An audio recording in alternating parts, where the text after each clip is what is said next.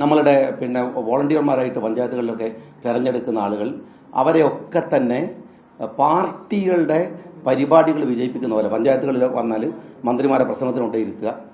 ഈ ആളുകളെ ഇങ്ങനെ മിസ്യൂസ് ചെയ്യുന്ന ഒരു പാർട്ടി സിസ്റ്റം ഇതിനകത്ത് നിൽക്കുന്നുണ്ട്. അത് പൊളിക്കുക എന്നുള്ളത് തന്നെയാണ് കുടുംബശ്രീയുടെ യഥാർത്ഥ ലക്ഷ്യത്തിലേക്ക് അവരെ കൊണ്ടുവരിക എന്നുള്ളത് ഗവൺമെൻറ്റിൻ്റെ നിർബന്ധപൂർവ്വമുള്ളൊരു എയിമാണ്. അതിനുവേണ്ടി ശ്രമിക്കുന്നതിൻ്റെ ചൊറിച്ചിലും കഴപ്പുമാണ് സത്യത്തിൽ കൈരളിയും അതുപോലെ തന്നെ ജനം ടി വിയൊക്കെ തീർക്കുന്നത്. അതിൻ്റെ മുമ്പിൽ ഏതായാലും നിന്ന് കൊടുക്കാൻ തീരുമാനിച്ചിട്ടില്ല.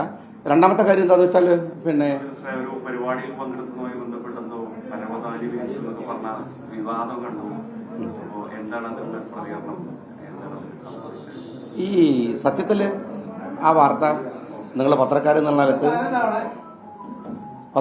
നിലക്ക് നിങ്ങളൊരു പക്ഷേ അന്വേഷിച്ചിട്ടുണ്ടാവും, സ്വാഭാവികമായിട്ട് അന്വേഷിച്ചിട്ടുണ്ടാവും. പക്ഷെ അതിനകത്ത് വേറെ ചില സംഭവങ്ങളുണ്ടായിരുന്നു. എന്ന് വെച്ചാൽ അവിടെ ഈ കൈരളിയുടെ ഒരു ലേഖകൻ എന്ന് പറഞ്ഞ് സ്വയം പരിചയപ്പെടുത്തിയ ഒരു ഷാജഹാൻ എന്ന് പറയുന്ന ഒരാൾ വളരെ അവിഹിതമായ ഒരു കാര്യം ഞാനവിടെ ചെന്നപ്പോൾ ആവശ്യപ്പെട്ടിരുന്നു. അല്ലെങ്കിൽ ഈ വാർത്ത വേറെ ചില വാർത്ത വരുന്നൊക്കെ പറഞ്ഞ് അയാൾ ബന്ധപ്പെട്ടു. ഷാജഹാൻ എന്നാണ് അയാൾ പേര് സ്വയം പരിചയപ്പെടുത്തിയിട്ട് ചുവന്ന കുപ്പായ കിട്ടിയിട്ടുണ്ടായിരുന്നത്. സത്യത്തിൽ ഈ വാർത്തയുടെ പറയും. പിന്നെ ജനം ടി വി അത് പിന്നെ ഒരൊറ്റ സാറ്റലൈറ്റിൽ വർക്ക് ചെയ്യണ 2 ചാനലായതുകൊണ്ട് സ്വാഭാവികമായിട്ടും ഇവരുടെ ചാനൽ അവർ ഏറ്റെടുത്തു. മുഖ്യധാര മീഡിയകളൊന്നും അത് കൊടുത്തില്ല, വസ്തുതകൾ അറിയുന്നതുകൊണ്ട് കൊടുത്തില്ല. പക്ഷെ സംഭവിക്കുന്ന കാര്യം അതല്ല. യഥാർത്ഥത്തിൽ കേരളത്തിലെ തദ്ദേശ സ്വയംഭരണ വകുപ്പ് ഏറ്റെടുത്തപ്പോൾ ഞാൻ മനസ്സിലാക്കിയ ഒരു കാര്യം എന്ന് വെച്ചാൽ വ്യത്യസ്തമായ ഡിപ്പാർട്ട്മെന്റുകളിൽ നിങ്ങൾ വേണമെങ്കിൽ ഒരു എൻക്വയറി നടത്താം. LSD വകുപ്പിനകത്ത് പ്രത്യേകിച്ച് കുടുംബശ്രീയിലടക്കം കില, കുടുംബശ്രീ, ക്ലീൻ കേരള, ഇങ്ങനെ കുറേ മിഷനുകളുണ്ട്. ഇതിനകത്തൊക്കെ അപകടകരമായ വിധത്തിലുള്ള ഒരു ആളുകൾ ചുമ്മാ ഇരുന്ന് വലിയ ശമ്പളം വാങ്ങുന്ന ഒരവസ്ഥ അവിടങ്ങളിലൊക്കെ ഉണ്ട്. എന്ന് വെച്ചാൽ പാർട്ടിയുടെ താല്പര്യത്തിന് കുറേ ആളുകൾ കൊണ്ടുപോയി വെക്കുക.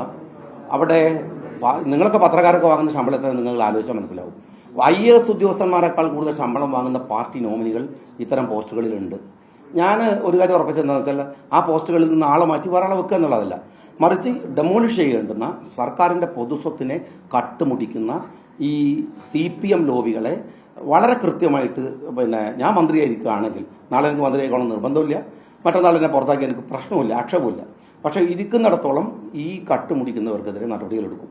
കുടുംബശ്രീ എന്ന് പറയുന്നത് അല്ലെങ്കിൽ ഇവിടെ നമ്മളുടെ വോളണ്ടിയർമാരായിട്ട് പഞ്ചായത്തുകളിലൊക്കെ തിരഞ്ഞെടുക്കുന്ന ആളുകൾ അവരെയൊക്കെ തന്നെ പാർട്ടികളുടെ പരിപാടികൾ വിജയിപ്പിക്കുന്ന പോലെ പഞ്ചായത്തുകളിൽ വന്നാൽ മന്ത്രിമാരെ പ്രസംഗത്തിന് കൊണ്ടേയിരുത്തുക.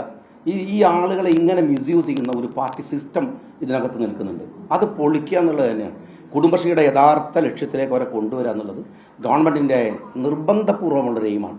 അതിനുവേണ്ടി ശ്രമിക്കുന്നതിൻ്റെ ചൊറിച്ചിലും കഴപ്പുമാണ് സത്യത്തിൽ കൈരളിയും അതുപോലെ തന്നെ ജനം ടി വിയൊക്കെ തീർക്കുന്നത്. അതിൻ്റെ മുമ്പിൽ ഏതായാലും നിന്ന് കൊടുക്കാൻ തീരുമാനിച്ചിട്ടില്ല. രണ്ടാമത്തെ കാര്യം എന്താണെന്ന് വെച്ചാൽ